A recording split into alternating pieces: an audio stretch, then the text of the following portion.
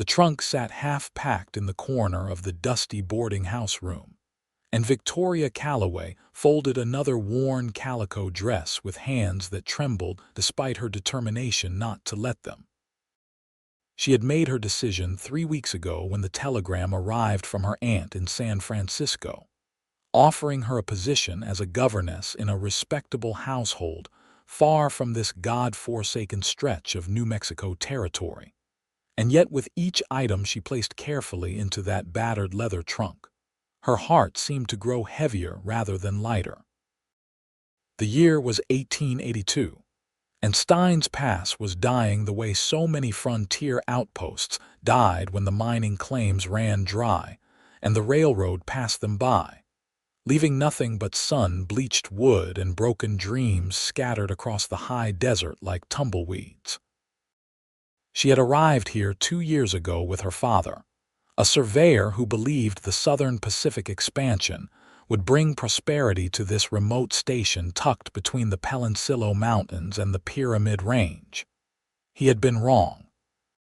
6 months after they settled into the small house near the water tank, pneumonia took him during an unseasonably cold winter, and Victoria found herself alone at 23 years old, working as a seamstress and occasional schoolteacher for the few remaining families who had not yet abandoned hope. The money was barely enough to keep her fed, and the loneliness ate at her like the relentless wind that scoured the desert flats. Now she was leaving, and she told herself it was the only sensible choice. San Francisco meant civilization, culture, safety. It meant a future that did not involve watching her youth fade away in a town where the only entertainment was the weekly arrival of the westbound stage and the nightly sounds of drunken miners stumbling between the saloon and the cribs. She had written her acceptance letter 2 weeks ago, and the stage would arrive tomorrow at noon to carry her away from this place forever. The knock on her door came just as she was wrapping her mother's cameo brooch in a handkerchief. She startled, nearly dropping the precious heirloom, and called out, "Just a moment." When she opened the door, she found Lucas Yates standing in the hallway with his hat in his hands, his dark hair still damp from what must have been a recent washing, his blue eyes uncertain in a way she had never seen them before. "Miss Calloway," he said, his voice rough as gravel. "I heard you were leaving on tomorrow's stage." Victoria felt her throat tighten. Of all the people in Stein's Pass, Lucas Yates was the one who made her departure feel like tearing out a piece of her own heart.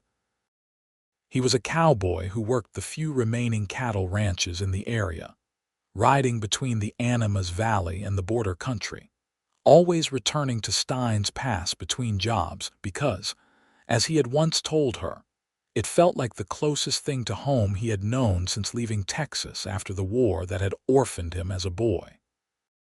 "News travels fast in a small town," she managed to say, keeping her voice steady.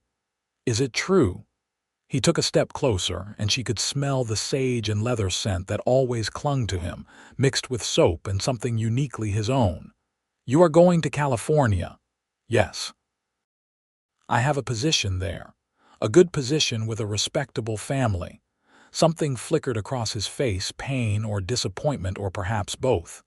"When do you leave?" "Tomorrow. The noon stage." She held the door frame, needing something solid to anchor herself against the urge to step into his arms and tell him she would stay if he gave her a reason to.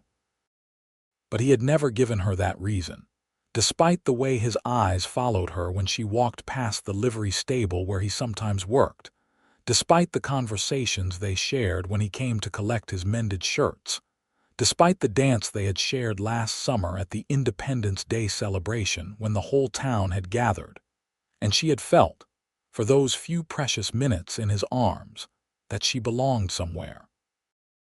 "Victoria," he said, and the sound of her given name on his lips sent warmth flooding through her chest. He never called her Miss Calloway when they were alone, had not since the day 6 months ago when she had stitched up a gash on his forearm and he had told her about losing his family to cholera on the wagon trail west. "Stay one more day. Let me change your mind." The words hung between them in the dusty hallway, full of promise and possibility, and everything she had wanted to hear for months, but had convinced herself would never come. She opened her mouth to refuse, to tell him it was too late, that her trunk was packed and her ticket purchased and her future decided. But what came out instead was, "Why? Because I have been a coward and a fool, and I am asking for one more day to be neither of those things." He stepped fully into her doorway now, close enough that she had to tilt her head back to meet his eyes. "I should have spoken months ago. I should have told you what you mean to me, but I kept thinking I had nothing to offer a woman like you.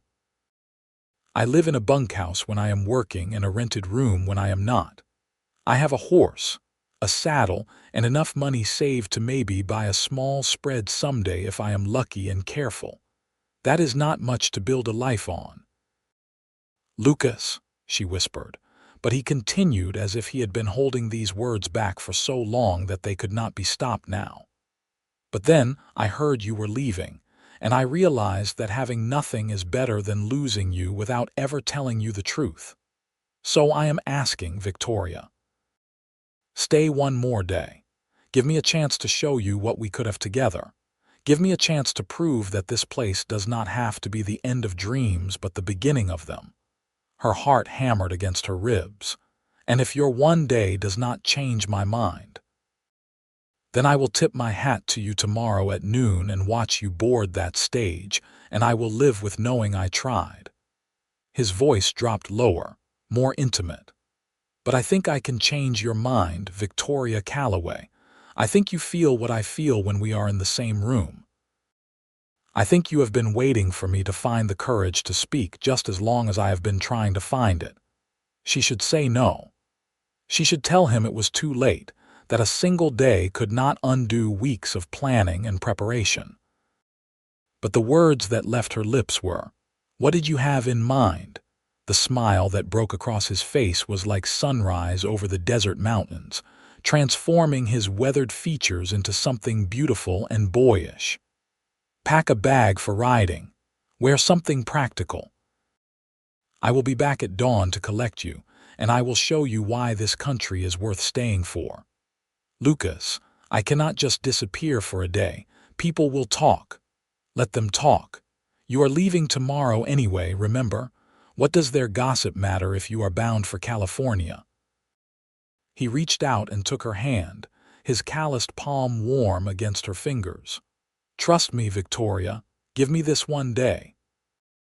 She knew she should pull her hand away, should close the door and return to her packing, should protect her heart from the inevitable hurt that would come when one day proved insufficient to change the fundamental realities of their situations. Instead, she found herself squeezing his fingers and saying, "Dawn is early." "I will bring coffee," he promised. Then, before she could change her mind or talk herself into sensibility, he raised her hand to his lips and pressed a kiss to her knuckles that sent heat racing up her arm and into her chest. "Thank you, Victoria. You will not regret this." He was gone before she could respond, his boots echoing down the hallway and then down the stairs, leaving her standing in her doorway with her hand still tingling from his kiss, and her carefully ordered plans suddenly thrown into beautiful chaos. Victoria closed the door and leaned against it, her eyes falling on the half-packed trunk. She had been so certain of her path forward, so convinced that leaving was the only reasonable choice. Now, Lucas Yates had walked into her life with a request for one more day, and she felt as unsteady as a newborn foal. She crossed to the small mirror hanging above her wash basin and studied her reflection. Her dark brown hair was coming loose from its pins, and her gray eyes looked wider than usual, almost startled. She was not a great beauty by conventional standards. Her nose was too strong, her mouth too wide, her complexion too sun-touched from 2 years in the harsh desert light. But Lucas looked at her as if she were the most precious thing in the territory, and that look made her feel beautiful in a way that had nothing to do with symmetry or fashion.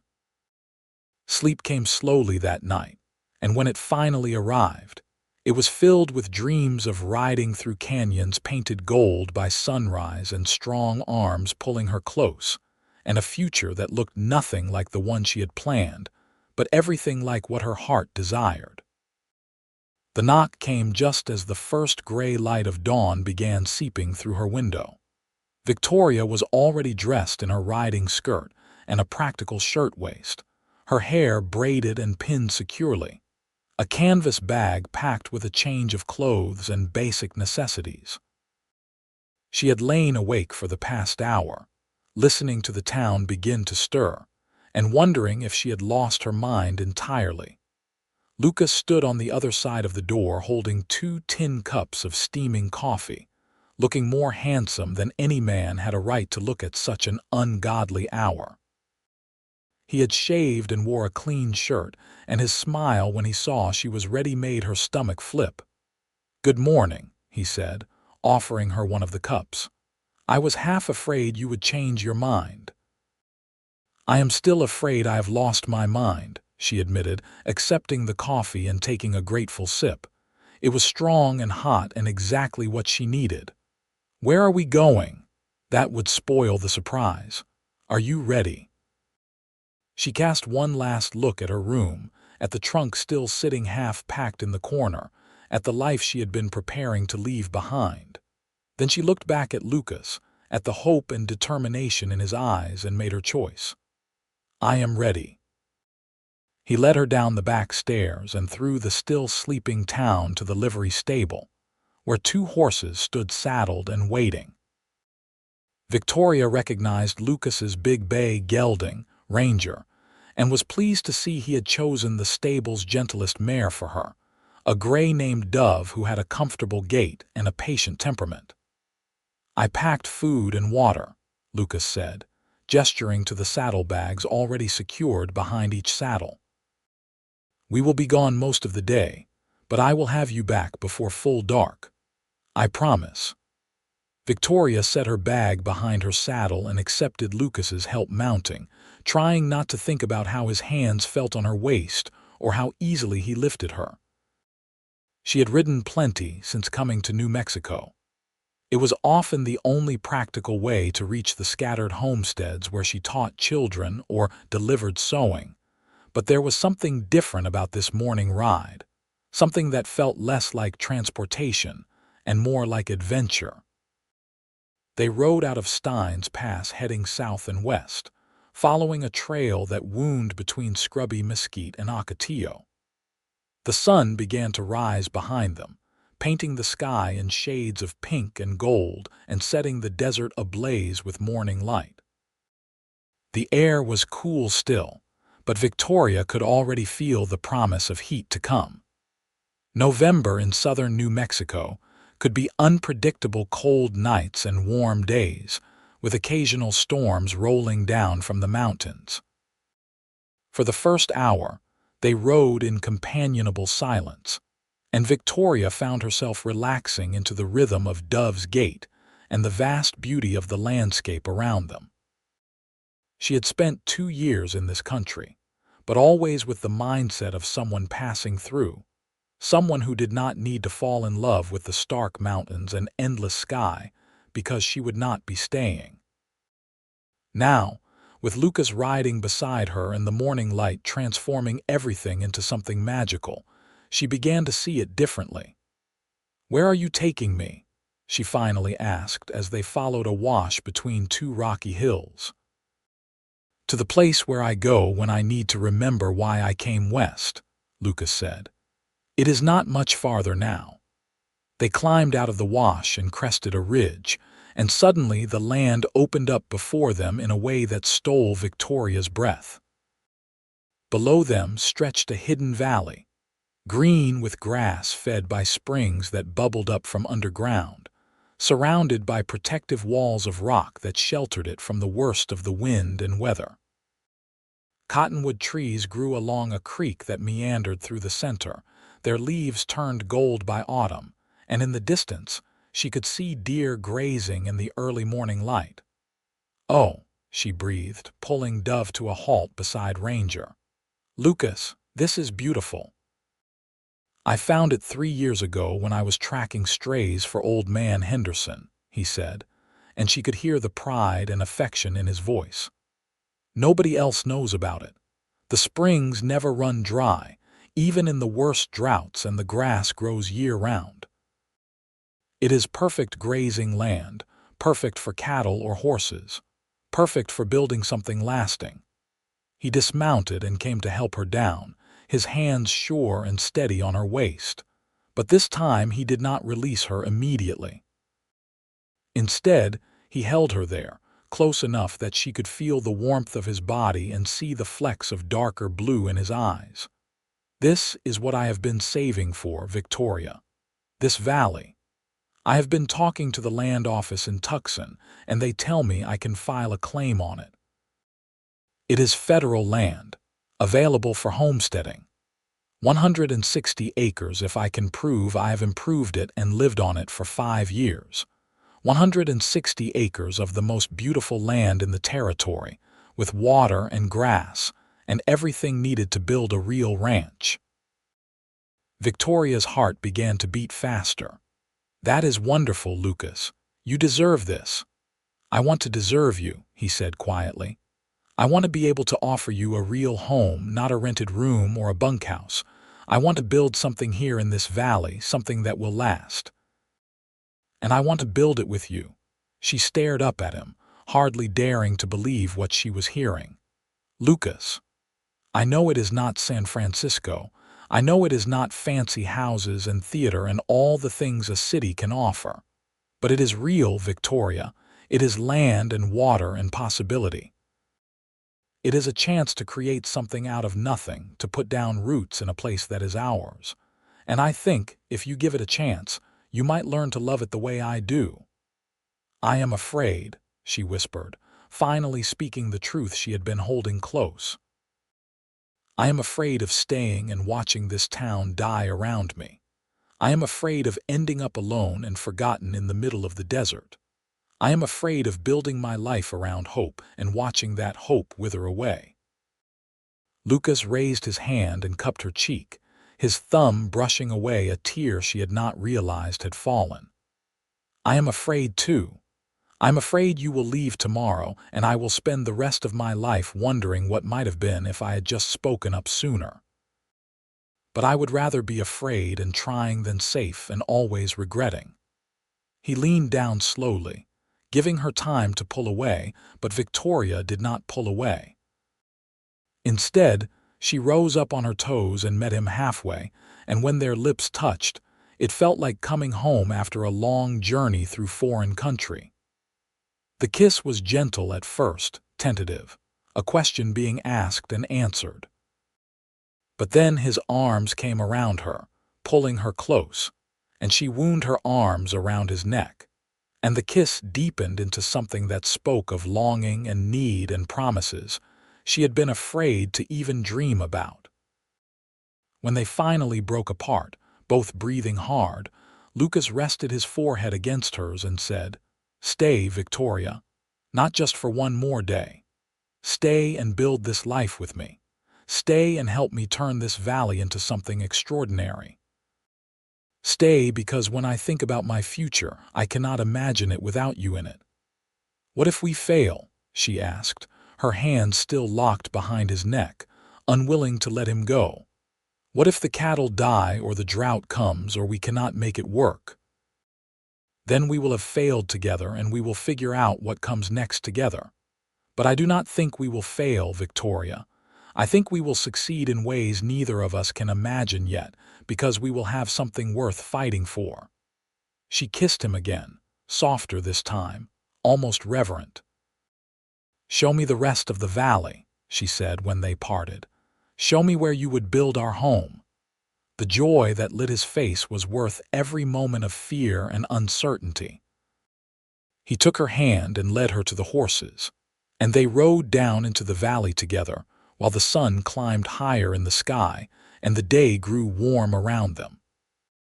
Lucas showed her everything, the best spots for a house and barn, the places where the springs emerged from the rock, the natural corrals formed by the canyon walls where cattle could be kept safe from predators.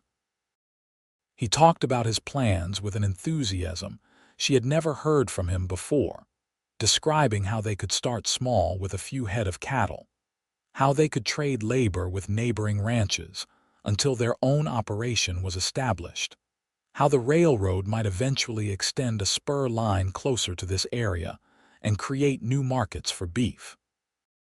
But more than that, he showed her how he saw their future together. He pointed to a flat area near the creek sheltered by cottonwoods and said, "That is where I would build the house. Nothing fancy at first, just something solid and weathertight. But we could add on as we need to, as the ranch grows. Maybe a proper parlor someday, and a big kitchen with windows that look out over the valley. And a porch," Victoria added, caught up in the vision despite herself. "A porch where we could sit in the evenings and watch the sunset." "A porch," he agreed, squeezing her hand. "And maybe a garden for you if you wanted one. The soil near the creek is good, and with water from the springs you could grow vegetables and flowers. I know women like flowers. This woman likes flowers," she said with a smile. "And vegetables would be practical. It would be good not to depend entirely on the store in Stein's Pass for supplies." They spread a blanket near the creek and ate the lunch. Lucas had packed bread and cheese and dried apples, simple food that tasted like a feast in the beauty of the valley. Victoria found herself watching him as he talked, noticing the way his hands moved when he described his dreams, the way his eyes crinkled at the corners when he smiled, the strength and gentleness that seemed to coexist in him so naturally. "Tell me about Texas," she said during a lull in the conversation. "You mentioned you left after losing your family, but you never told me much beyond that." Lucas was quiet for a moment, his gaze distant. "I was 14 when the cholera came through our wagon train. We were somewhere in the Panhandle, trying to reach Santa Fe to join my uncle's trading business. It took my mother first, then my little sister, then my father, all within a week. The rest of the train moved on because they were afraid of the sickness spreading, but one of the outriders stayed behind to help me bury them. His name was Jim Yates, no relation, but he took me under his wing anyway. Taught me everything about cattle and horses and surviving in open country. He became like a father to me." "Where is he now?" Victoria asked gently. "He died 5 years ago. Heart gave out during a river crossing. I buried him near Fort Sumner and kept riding." Lucas plucked a blade of grass and twisted it between his fingers. "I have been drifting ever since, working ranches from Texas to California, never staying anywhere too long. I told myself I preferred it that way, no ties and no responsibilities. But the truth is, I was afraid. Afraid to care about people or places, because I had learned too young how quickly you can lose everything." Victoria reached out and covered his hand with hers. "And now I am more afraid of living my whole life without taking the chance." He turned his hand over and laced their fingers together. "You asked me what if we fail, but I keep thinking, what if we do not? What if we build something here that outlasts us both? What if we create a legacy instead of just surviving? That is a beautiful dream, Lucas.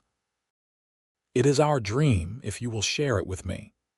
He lifted their joined hands and pressed a kiss to her knuckles.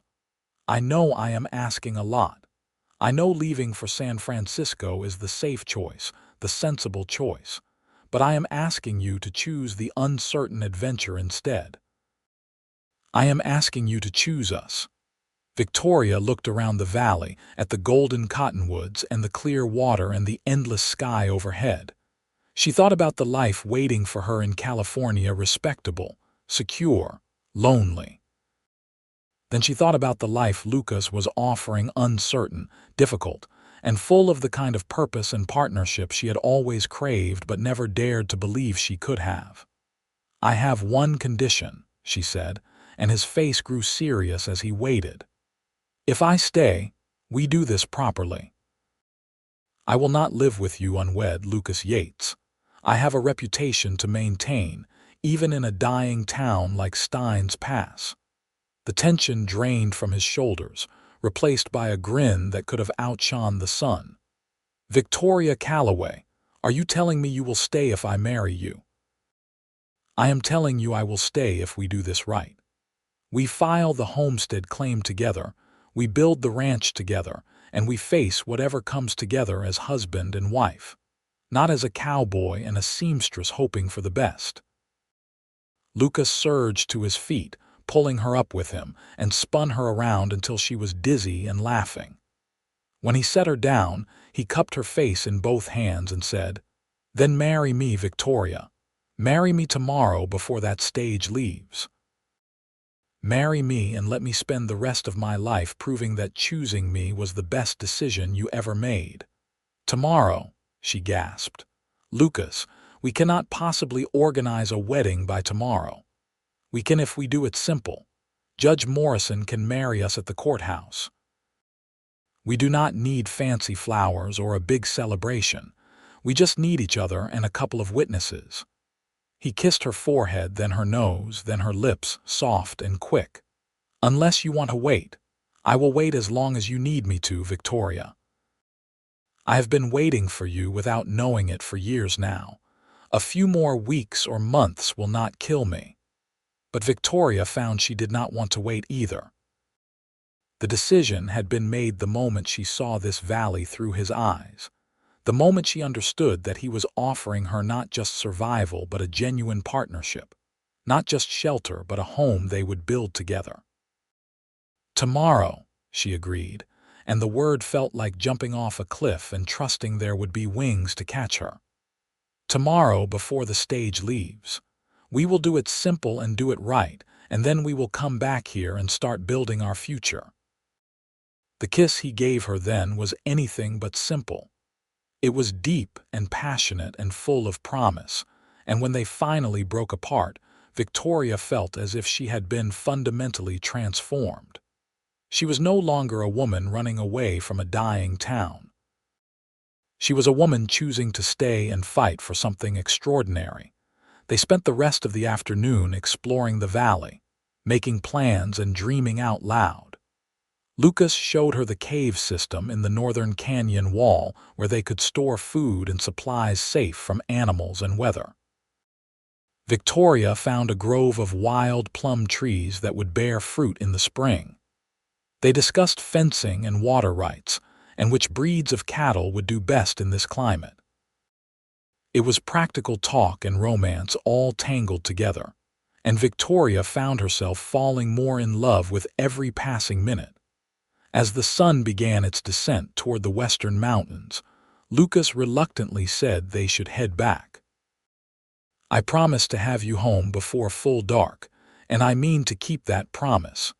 I need you to know you can trust my word, Victoria." They rode back to Steins Pass as the sky turned orange and pink and purple, and Victoria felt as if she were a completely different person than the woman who had ridden out that morning. That woman had been preparing to leave her heart behind in the desert.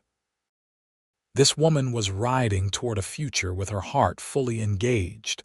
When they reached the boarding house, Lucas helped her dismount and walked her to the door, still holding her hand as if he could not bear to let her go. "I will make the arrangements tonight," he said. "I will talk to Judge Morrison and arrange for the license. Can you be ready by 10 in the morning?" "I can be ready," Victoria assured him. "I need to send a telegram to my aunt explaining, and I should talk to Mrs. Henderson about staying in my room a while longer until we can move out to the valley." "We can stay in my room at the hotel until we have a cabin built," Lucas suggested. "It is not much, but it is bigger than the bunkhouse, and it has a decent bed."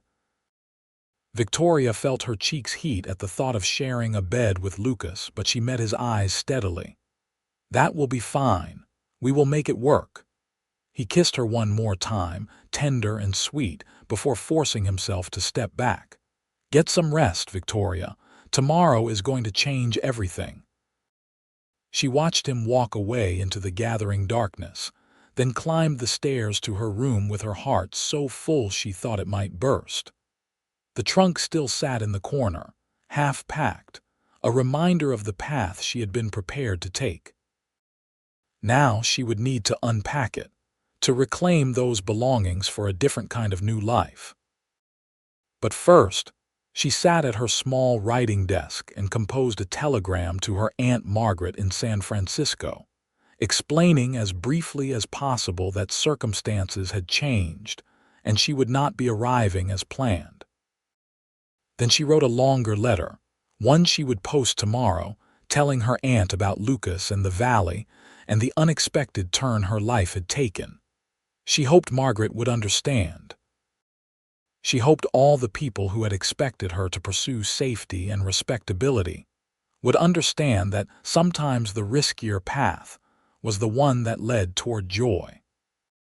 Sleep came more easily that night, and when Victoria woke to the sound of church bells ringing 8 o'clock, her first thought was that this was her wedding day. The reality of it hit her all at once. She was getting married to Lucas Yates, a man she had known for 2 years but had only truly understood for one day. It should have terrified her, but instead, she felt a certainty deep in her bones that this was right. She bathed carefully and dressed in her best gown, a dove-gray silk she had made herself with careful attention to the latest fashions from the magazines her aunt sent. It was not a traditional wedding dress, but it was beautiful and well made, and it made her feel confident. She pinned her hair up with extra care and fastened her mother's cameo at her throat for luck. Mrs. Henderson, the landlady, knocked on her door at 9:30 with a small bouquet of desert marigolds and chamisa. "Mr. Yates told me what was happening," the older woman said, her eyes bright with emotion. "I thought you should have flowers. Every bride should have flowers." "Thank you," Victoria said, accepting the bouquet and breathing in the wild, sweet scent. "This means the world to me." "Are you certain about this, dear?" Mrs. Henderson asked gently. "It is not too late to change your mind. That stage will be coming at noon just like always." "I am more certain than I have ever been about anything," Victoria said honestly. "I know it seems sudden, but it does not feel sudden. It feels like something that was always meant to happen." Mrs. Henderson kissed her cheek and squeezed her hand. "Then I am happy for you, child.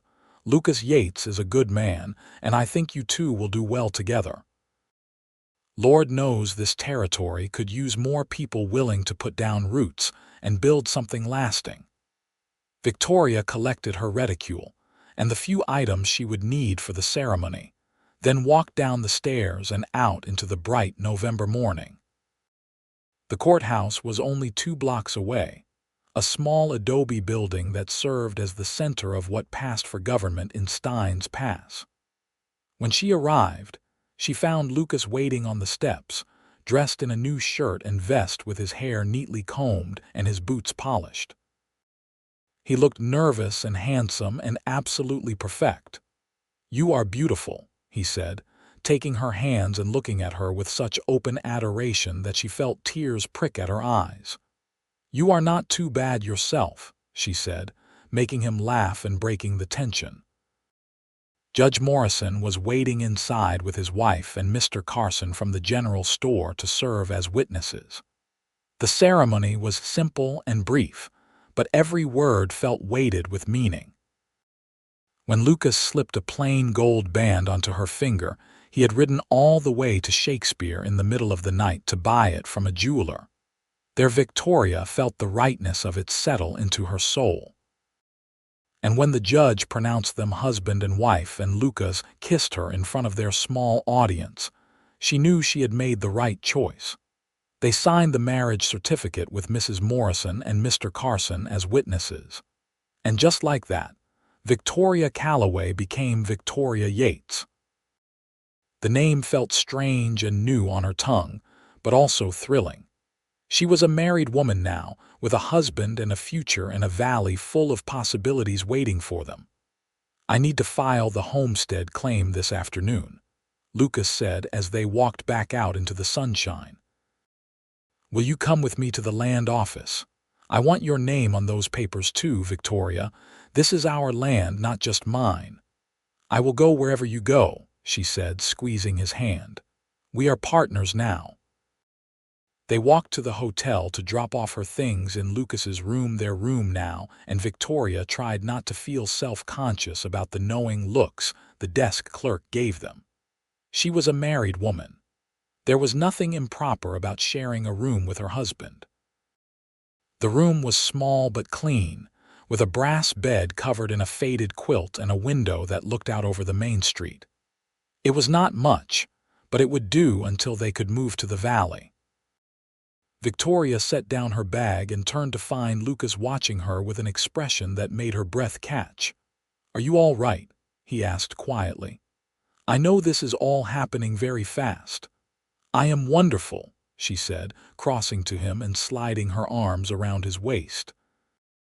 "I am married to a man I love, and we are about to start the adventure of a lifetime. How could I be anything but wonderful? You love me." The hope and wonder in his voice made her heart squeeze. "I love you, Lucas Yates. I think I have loved you for longer than I was willing to admit to myself. I love your dreams and your courage and the way you see beauty in this harsh country. I love that you were brave enough to ask me to stay when I was too afraid to ask myself if that was what I really wanted." He kissed her deeply, hungrily, and Victoria felt heat bloom through her entire body. But after a moment, he pulled back with obvious reluctance. "We should go to the land office before it closes for lunch. And then," he added with a grin that was equal parts shy and wicked, "we have the rest of our lives to explore being married."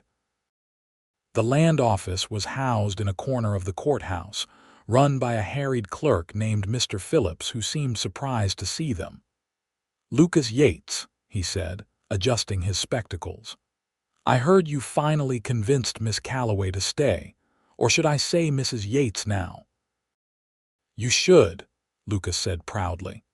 "We were married this morning, and I am here to file a homestead claim on 160 acres in the valley about 10 miles southwest of here. I have the location marked on this map." He spread a hand-drawn map across Mr. Phillips's desk, and the clerk studied it with interest. "This is federal land, available for homesteading. You understand the requirements. You need to improve the land and live on it for 5 years before you can file for the patent." "I understand. And I want my wife's name on the claim as well. We will be building this ranch together." Mr. Phillips raised his eyebrows but nodded. "That is unusual but not unheard of. It will make the paperwork more complicated if something happens to one of you, but it is your choice." "It is our choice," Victoria said firmly. "We are partners." They filled out the necessary forms and paid the filing fee, and by the time they walked out of the courthouse again, they were not just married but landowners, or at least potential landowners, pending the 5 years of improvements and residency. Victoria clutched the receipt Mr. Phillips had given them and felt giddy with the reality of it all. "We own land," she said wonderingly. "We are ranchers now." "We will be ranchers once we have actual cattle on that land," Lucas said with a laugh. "But yes, we are on our way. And speaking of which, I need to talk to Henderson about buying some stock from him. He has been looking to reduce his herd before winter, and he might give us a good price if we pay cash." They spent the rest of the afternoon making practical arrangements. Lucas met with Mr. Henderson and negotiated the purchase of 20 head of cattle and a young bull, to be delivered to the valley in 2 weeks once they had built at least a basic corral to hold them. Victoria ordered supplies from Mr. Carson at the general store, nails and tools and lumber, and everything they would need to start building. She also selected fabric for curtains and a few household items, already imagining the cabin they would create together. By the time evening fell, Victoria was exhausted but exhilarated. They ate dinner at the hotel restaurant, and she noticed several townspeople stopping by their table to offer congratulations. Word of their marriage had spread through Stein's Pass like wildfire, and the reaction was universally positive. These people had seen her considering leaving, and now they were genuinely happy to see her choosing to stay and invest in the community. When they finally climbed the stairs to their room that night, Victoria felt a flutter of nerves mixed with anticipation. She was a married woman, but she was also an innocent one, and while she understood the basic mechanics of what happened between husband and wife, the reality of it was something else entirely. Lucas seemed to sense her nervousness.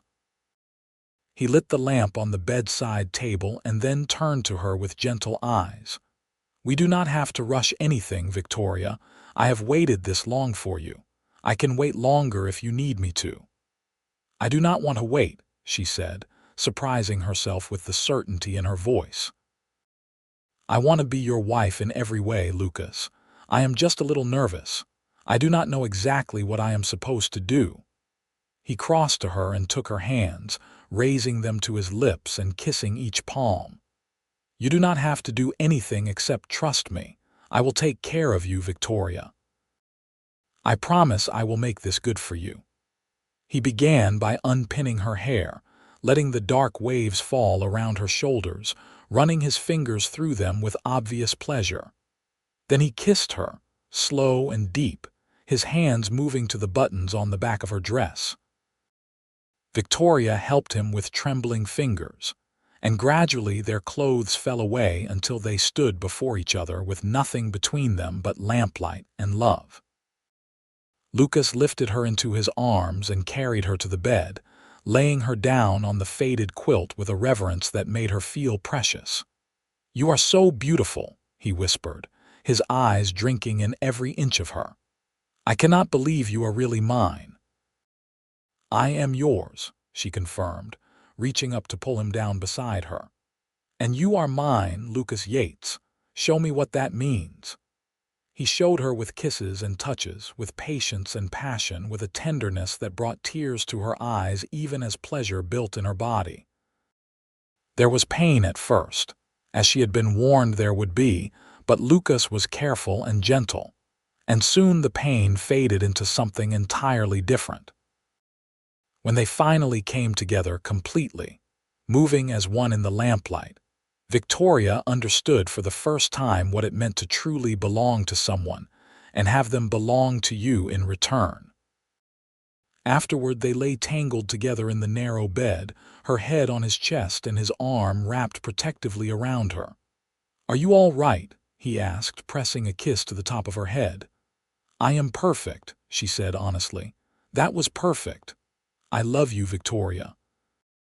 "I know I said it before, but I need you to hear it again. I love you more than I have words to express." "I love you too," she whispered into the darkness. "I love you, and I am so grateful I stayed." They made love twice more that night, each time better than the last as nervousness gave way to exploration and discovery. When Victoria finally fell asleep in Lucas's arms, she felt complete in a way she had never imagined possible. The next morning, they began the work of building their future in earnest.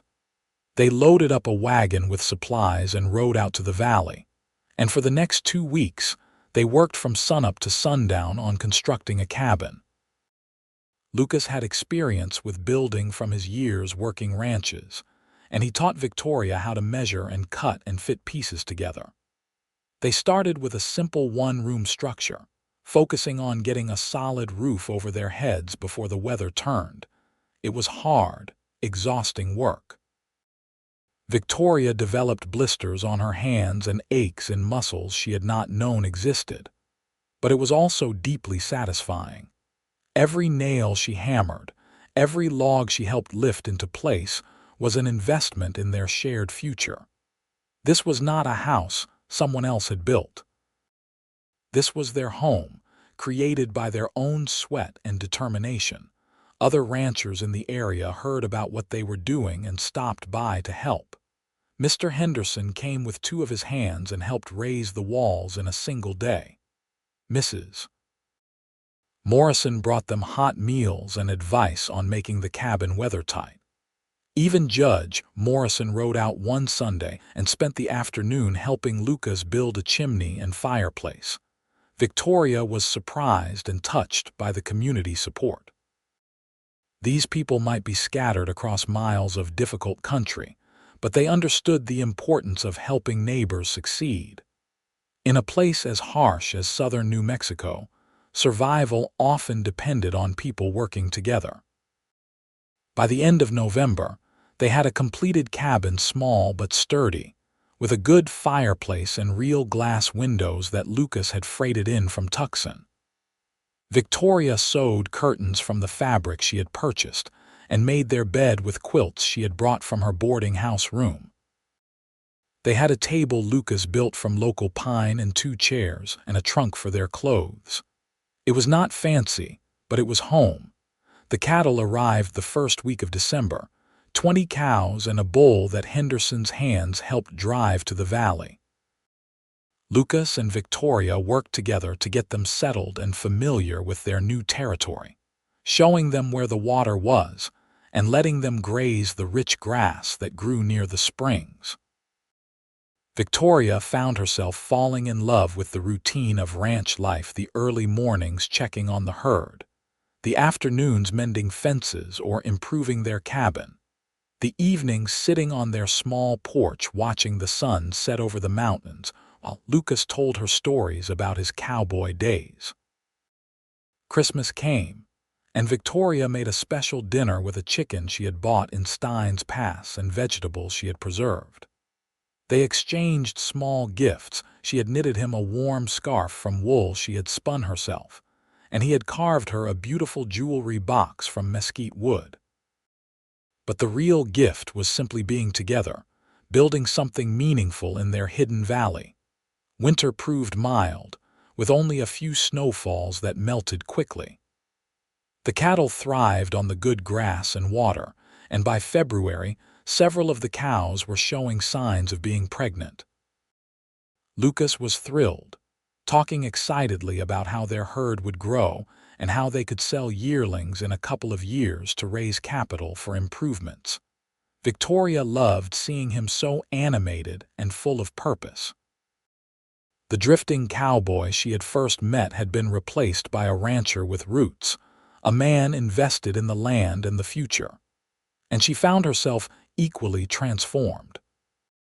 The lonely seamstress who had been preparing to flee to California was now a ranch wife who could ride all day, deliver a calf, mend a fence, and still have energy to cook a good dinner and fall into her husband's arms at night. Spring arrived with a riot of wildflowers covering the valley floor. Victoria started her garden, planting seeds she had ordered from a catalog: tomatoes and beans and squash and lettuce. She also planted wildflower seeds around the cabin, wanting to add beauty to the practical necessities of ranch life. In April, 5 of their cows gave birth to healthy calves, increasing their herd by a quarter in a single season.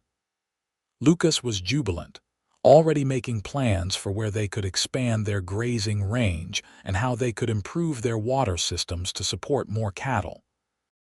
But the best news came in May, when Victoria realized she had missed her monthly courses and began feeling queasy in the mornings. She waited another week to be certain before telling Lucas, wanting to be sure before raising his hopes. When she finally told him one evening as they sat on the porch watching the sunset, his reaction was everything she could have hoped for. "Are you certain?" he asked, his eyes wide with wonder. "As certain as I can be without seeing a doctor, but all the signs are there." I think I am about 3 months along, which means the baby should arrive around Christmas." Lucas pulled her into his arms and held her so tightly she could barely breathe, and when he pulled back, there were tears streaming down his face. "A baby. Victoria, we are going to have a baby. I am going to be a father." "You are going to be a wonderful father," she said, brushing away his tears with her thumbs. "Our children are going to be so loved, Lucas, so safe and wanted and loved." "Children," he repeated, his voice full of awe. "Plural. You think there will be more than one?" "I certainly hope so. I want this valley to be full of Yates children someday, running wild and free and growing up knowing they belong somewhere." They talked long into the night about the future, about names and schools and how they would manage having a baby while running a ranch. Victoria knew it would be challenging, but she also knew they would figure it out together. They had survived every challenge so far, and this one would be no different. Summer passed in a blur of work and heat and preparation. Victoria sewed baby clothes and blankets while Lucas built a cradle from pine wood, carefully sanding and polishing it until it gleamed.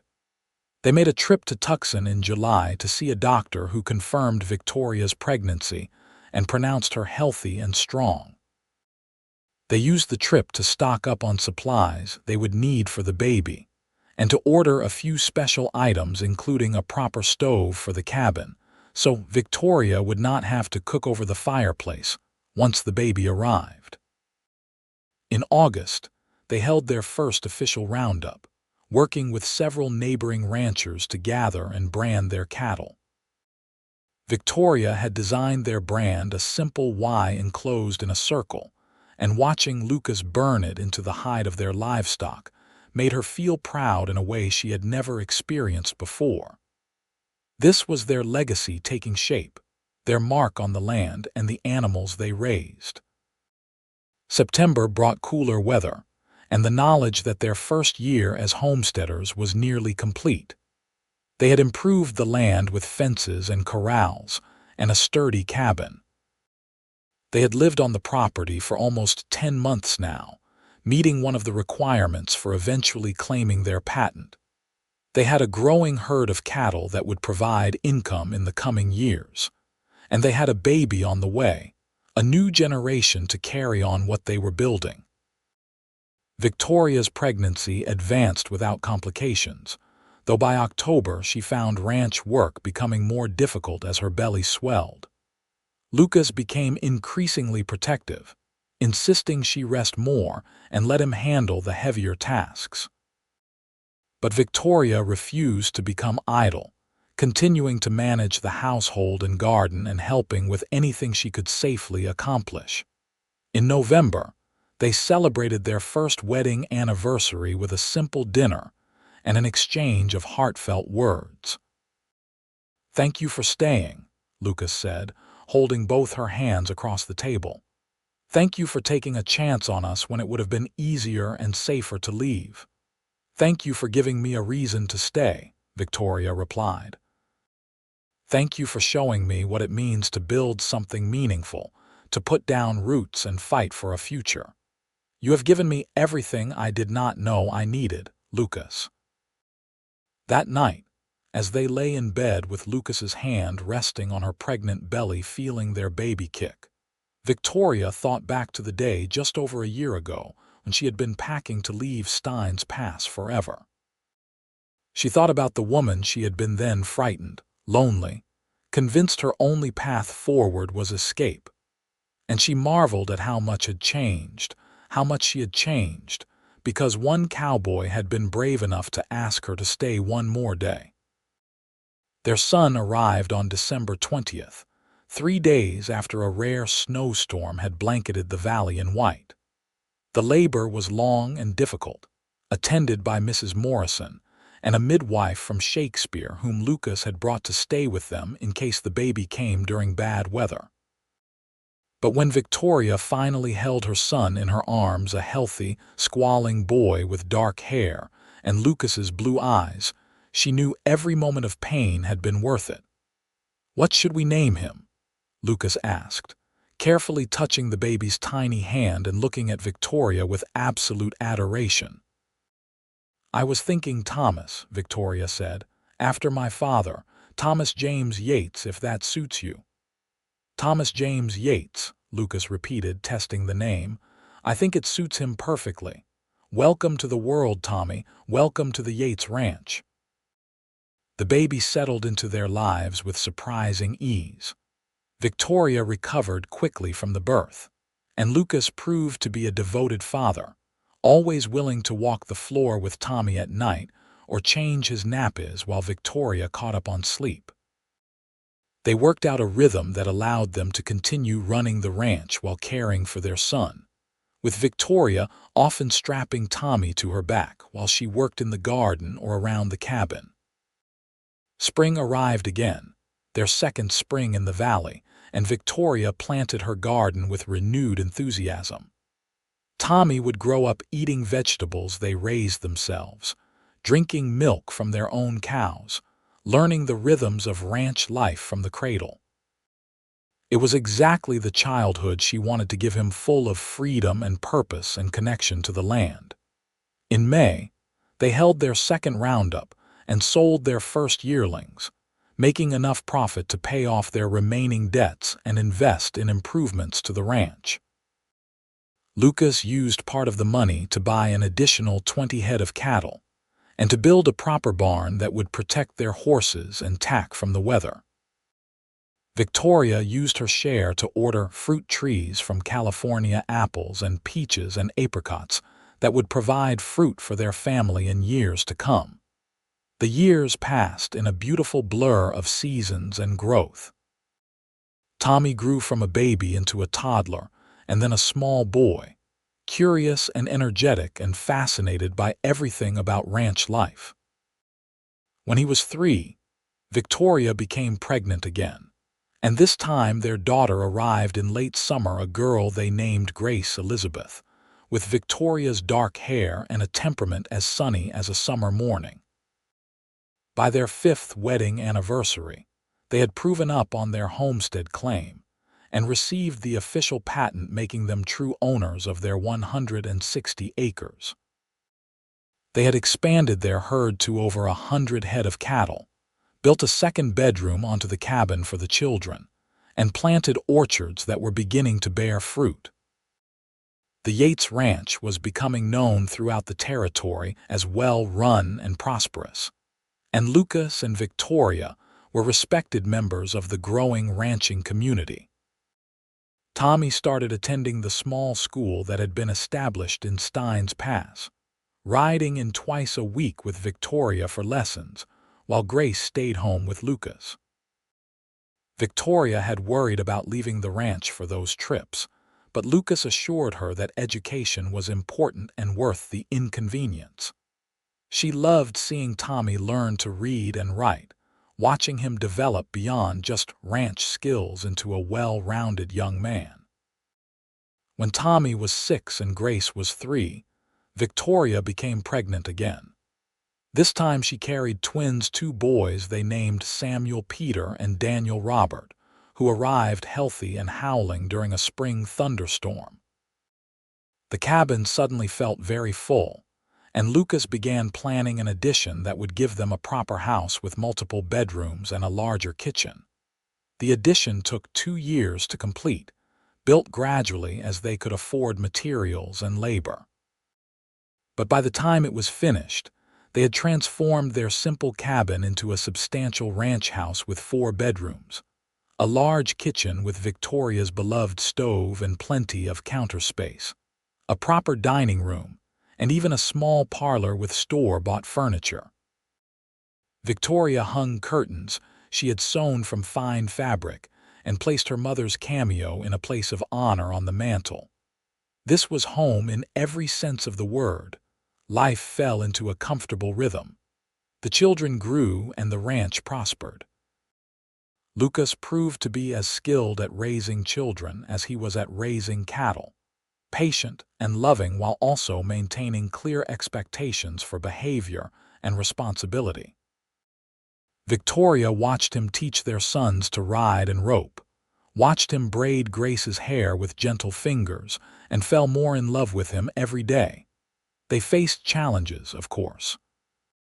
There was the year the drought came, and they had to drive their cattle to higher pastures in the mountains to find sufficient grass.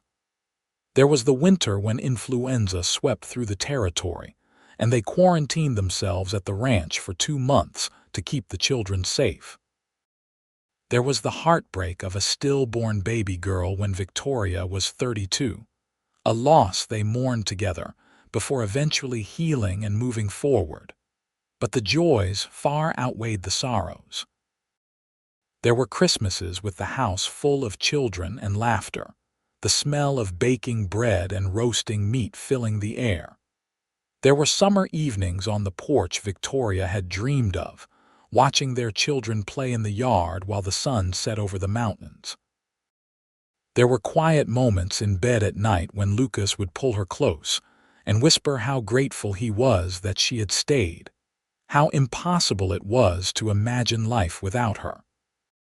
Tommy grew into a serious young man who loved the ranch as much as his parents did, already talking about how he would run it someday when Lucas was too old to manage. Grace developed a gift for working with horses, able to gentle even the wildest Mustang with patience and soft words. The twins were inseparable, partners in mischief and adventure, keeping their parents constantly on their toes. When Victoria was 35, she realized with some surprise that she was pregnant again. She had assumed her childbearing years were behind her, but here was one more baby demanding to be born. This time it was another daughter, whom they named Rose Margaret after both grandmothers. Rose was their surprise blessing, arriving when her siblings ranged from 12 to 9, and she was adored and spoiled by the entire family. Lucas was 42 now, his dark hair showing threads of silver at the temples, his face weathered by years of sun and wind.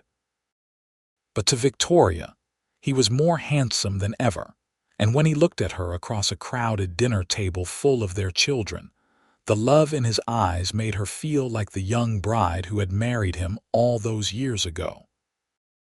They celebrated their 15th anniversary with a party at the ranch, inviting all their neighbors and friends from across the territory. Mrs. Morrison was there, elderly now but still sharp as a tack. Mr. Henderson had passed away years earlier, but his son ran his ranch now and counted Lucas as a friend and mentor. Judge Morrison gave a toast celebrating the Yates family and their contribution to the territory, and Victoria felt tears prick at her eyes as she realized how far they had come from that desperate cowboy and frightened seamstress who had taken a chance on each other. "What are you thinking about?" Lucas asked her later that night after the guests had left and the children were finally asleep. "I am thinking about the woman I was 15 years ago," Victoria said, leaning into his side as they stood on their porch looking out over the valley that had become their kingdom. "I was so afraid, Lucas, so convinced that staying here meant giving up on happiness and possibility. I had no idea what I would find if I just trusted you and trusted us." "I am glad you stayed," Lucas said, pulling her close and kissing the top of her head. "I am glad you gave me that one day to change your mind. You changed more than my mind. You changed my entire life. You gave me a home and a family and a purpose. You gave me love, Lucas. Real love, the kind that lasts." "We gave each other that," he corrected gently. "We built this together, Victoria. Every fence post and every calf and every child. This is our legacy, and I could not be more proud of what we have created." They stood together in the darkness, listening to the sound of the wind through the cottonwoods, and the distant lowing of cattle, and the peaceful breathing of their children through the open windows. This was the life Victoria had chosen when she agreed to stay one more day, and it was more beautiful and fulfilling than anything she could have imagined. The years continued to roll forward with the steady inevitability of seasons. Tommy married at 22, bringing his bride Sarah to live at the ranch and helping Lucas manage the ever-growing operation. They gave Victoria and Lucas their first grandchild the following year, a boy named Lucas James after his grandfather. Grace fell in love with a young veterinarian who settled in Steins Pass, and their wedding was the social event of the year, with the entire valley turning out to celebrate. She moved to town but visited the ranch weekly, always bringing her husband to check on the animals and share meals with her family. The twins eventually went their separate ways, Samuel heading to Tucson to study law, Daniel joining the Territorial Rangers, and riding the border country keeping the peace. But they both returned home regularly, filling the ranch house with their stories and reminding Victoria and Lucas that their family was firmly rooted even as its branches spread wide. Rose grew into a talented artist, painting the landscapes she loved on canvas and selling her work to tourists who increasingly traveled through the territory. She never married, preferring to stay at the ranch and care for her aging parents while pursuing her passion for capturing the beauty of the desert on canvas. Lucas retired from active ranch management when he turned 60, turning the day-to-day operations over to Tommy while remaining available for advice and counsel. He and Victoria spent their days working in the expanded garden, riding through the valley they had claimed so many years ago, and spoiling their growing collection of grandchildren who visited regularly. Victoria was 62 when Lucas fell ill with pneumonia during an unexpectedly harsh winter. She nursed him through it with the same determination she had brought to every challenge in their life together. And when he recovered, they both understood how precious their remaining time was. "I need you to know something," Lucas said one evening as they sat by the fire in their comfortable parlor, Rose painting quietly in the corner and the house full of the peace that comes from a life well lived. "I need you to know that asking you to stay that day was the best thing I ever did. Every good thing in my life came from your yes to that question. You made me better, Victoria.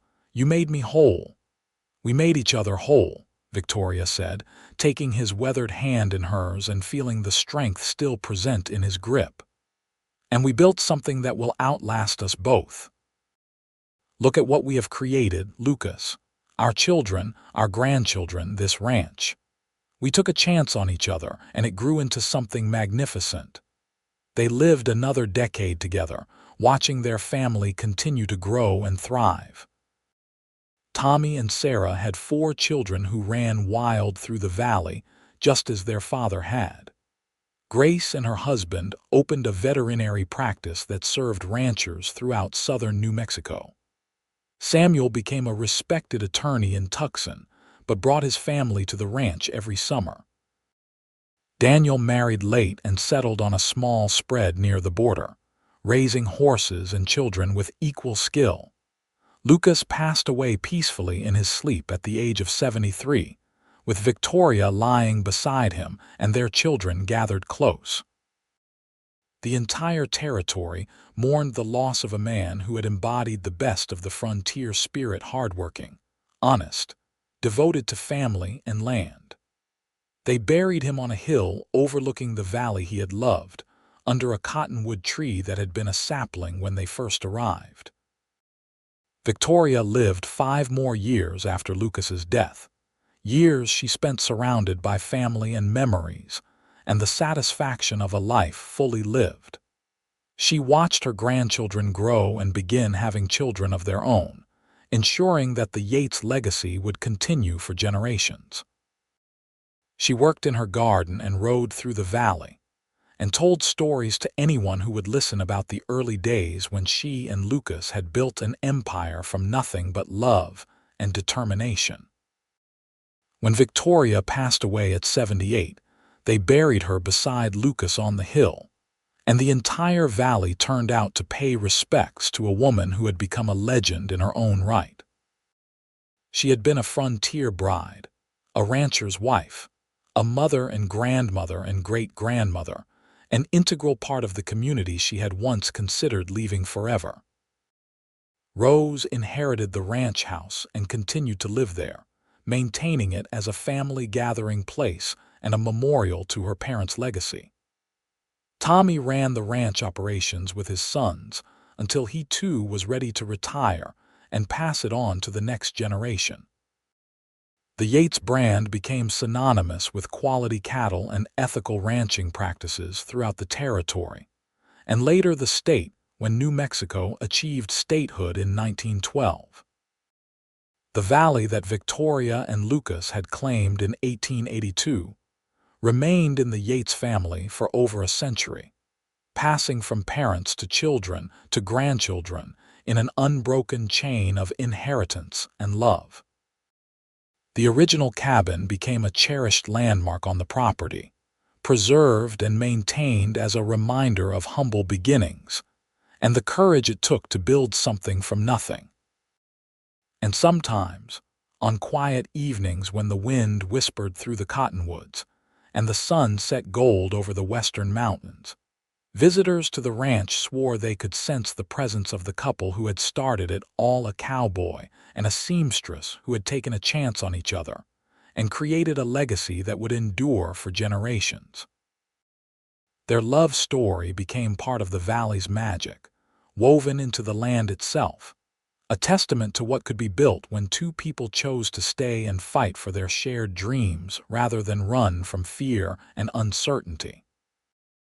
The story of Victoria and Lucas Yates was told and retold through the generations, embellished and romanticized, but never losing its essential truth.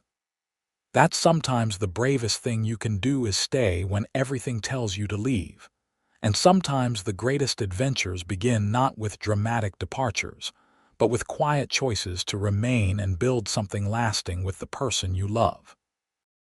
Their descendants carried that lesson forward, facing their own challenges with the same courage and commitment that had characterized their ancestors, always remembering that the Yates family legacy had begun with a simple question, and an even simpler answer: stay one more day, and let me change your mind.